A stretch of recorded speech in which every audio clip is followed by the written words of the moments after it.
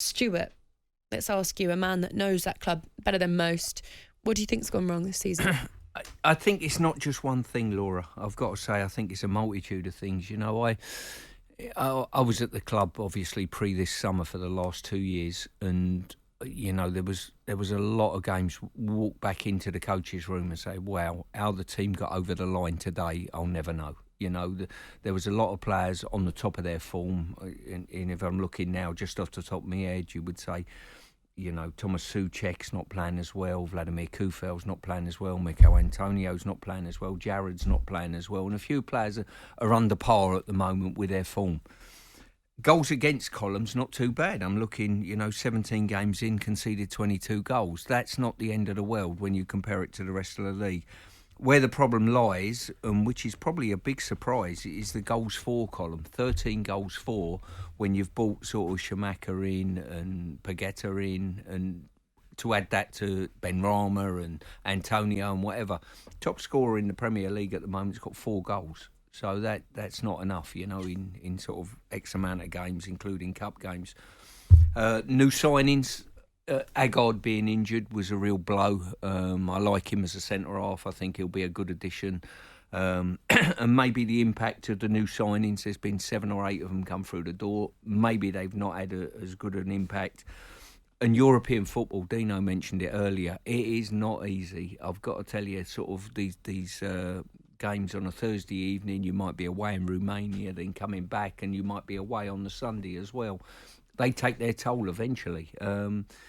The one thing I do know, Dave's an outstanding manager with a real eye for detail, and he'll be all over stats like this and whatever, but I think they're going through a transitional period at the moment, the team, with a new squad coming in and sort of trying to go to that next level of a bit more football and expectation, where maybe the last 2 years it was expected that we sit and defend a little bit deep and make us hard to beat, that type of thing.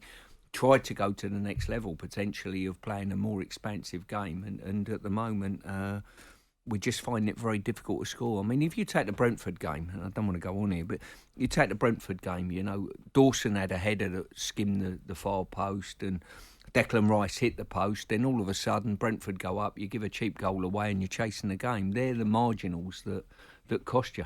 So, Stu, is it next game Leeds away? Yes, tomorrow night. How will David Moyes approach the game then? Tactically, you know him really well. Yeah. Would he go to Leeds thinking this is a 3-pointer, or would he go there being hard to beat and trying to nick the game? No, I think he's a cautious manager, and he always reasonably has been. He'll look at the opposition, he'll look at them thoroughly. I mean, in all honesty, Dino, I've never worked with anyone as astute as him, looking at the opposition, analysing the opposition and putting a team out to beat the opposition. But he'll go there and he won't want to get beat. It's a game when you know what it's like. If you've had 5 defeats in a row in this division, take a draw at worst. And bear in mind, if Leeds win the game, they'll probably go up to 19 points. They'll go sort of X amount of points away from West Ham. So it's an important one that you don't let Leeds win, or don't let any of the teams. And I'll tell you what we did. I used to have up on my board in the coach's room, I used to disregard the top 6, the so-called top 6 in the country, and say, look, whatever results we get against them is, I wouldn't say irrelevant, but a bonus. And it's all the teams, all the other teams. And I think last year or the year before, we never lost to any of the teams outside the top 6. And we have done this year, and that's been certainly costly for West Ham. Sometimes, though, you play the top teams, and because they've got the ball all afternoon, it sometimes suits you. Exactly. You nick the game on the break, Antonio, and they're in and 1-0. Yeah. When you have to take the game to the opposition, like it Leeds away now, it's a dilemma. Do we go there and try and dominate the ball, or do we let them come? There is an expectation. There was an expectation at the London Stadium. It's only Brentford, and then that's a real key card for Brentford to play, by the way. There's no expectation on Brentford to go and do anything, and all of a sudden they turn up, get their nose in front, and statistic, I think Laura said earlier, when they've scored first, they've never lost a Premier League game. I don't believe in stats at all, Stu.